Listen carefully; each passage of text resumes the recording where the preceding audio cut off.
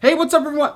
Oh, sorry, I was vlogging here. Hey, what's up, everyone? Eric Rossi, the guy with the eye here, and I'm going to do a review of the Canon G7X, pretty much one of the top vlogging cameras of all time. I picked this up because I want to vlog, and I'm starting to travel and I want to travel more recently. So I did a test vlog of New York City where I show all of the video features, the focusing, the stabilization, and everything, and the image quality, and the slow motion, and everything. So I'm going to link that down below so you could check out the video features and how it looks in real life situations instead of just shooting charts and stuff like that. But in this thing, I'm also going to throw in some photos and not just video. But let's talk about the Canon G7X, why I picked it up, and why I think overall it's a very, very strong camera for a fraction of the price. So this little guy right here, once again, it's pretty much palm size. A lot of vloggers like it because it's small. You can fit it in a pocket or a pouch or something like that. But this thing packs a 1-inch Digic 6 imaging processor, 20.2 megapixels. And really breaking down the photos, I was very, very, very impressed. And I'll throw them up. Of how they come out. They're very sharp. They're very defined. The dynamic range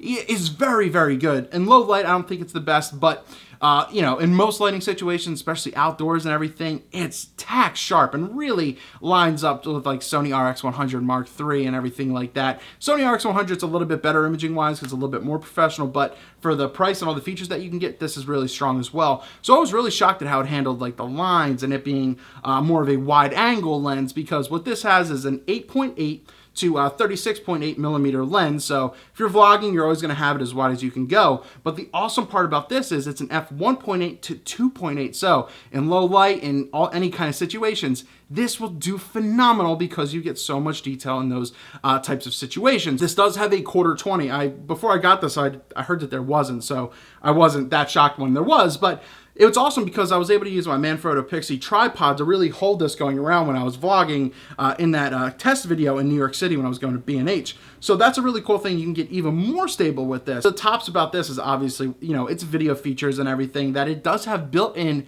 image stabilization. That's one of the biggest things, and the contributions that this has. Also, the articulating touchscreen. So it can go from this, so you can look at low angles, or you can have it to the selfie screen, so that way when you're recording, you know what you're vlogging, and that's what a lot of people love this for. Once again, it's touchscreen, so you could touch the focus, touch the record, touch the take photos, all that kind of stuff. But image quality aside, this also does raw photos as well. So one of the misconceptions, people are like, oh, you can only do JPEG. If you throw this bad boy in manual shutter part or anything, you can get phenomenal raw photos. That's what a lot of these that you saw were. They're CR2s, and you're able to do a lot with it. So very easy to use, very simple features. I mean, there's not much to this camera. It is what it is. And the grip, it's actually not that bad. Plus, I'm using something external, so that really wasn't a big factor to me. All in all, the menus are very simple because there's not a lot to go through. There's only 2 pages, and you could scroll up or scroll down using your finger. So it's very easy to use. It has an exposure compensation dial, which is very easy to use, an on and off switch, and your zoom and your shutter button. Now, the one thing I'd say is the autofocusing for photos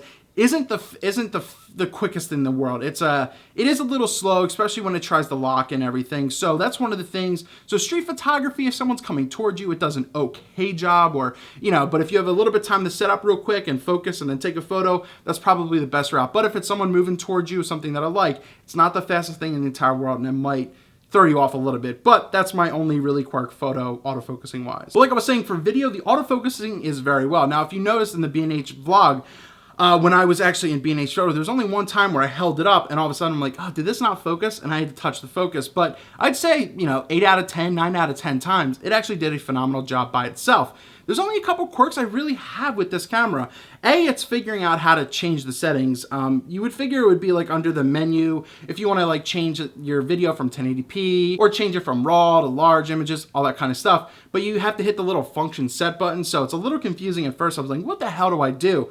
Also, I tried to connect this through the Wi-Fi and everything to my phone, and it didn't connect properly, even though I tried to do a bunch of things. So I would kind of look into that as well. Just a couple of the other things. The recording button is in a very weird spot. It's towards the back of the camera right here.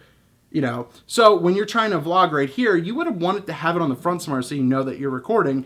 But that's just a small little thing that you have to essentially get used to. A huge perk, especially over some of the other Sonys, unfortunately, is the battery life. I use this thing for hours. There was probably over 100 clips that I put into that New York vlog, and that I didn't even use half of the battery of this, and it's smaller. It's not a large battery, so the battery life on this is pretty phenomenal for what it is. If you love the vlog, if you want to do YouTube and stuff like that, picking up a secondhand non-Canon one, you don't have to spend $50 on it, spend like 20 bucks on one, you have an ultimate setup right there. So all in all, I am highly impressed with the Canon G7X. I know the G7X2 is coming out. It improves some things and improved a little bit of the focus, so I'm gonna look into that. But as of right now, this is a very strong competitor. The only other thing I'd say, there isn't a lot of cons about this. It's just the record button being in a weird spot, and at times the focusing missing just a little bit. But other than that, it's the audio. Now, the audio for what it is, it's very good. There is no external mic input, and I wish that Canon would do that. They didn't even put it on the 7X Mark II that's coming out,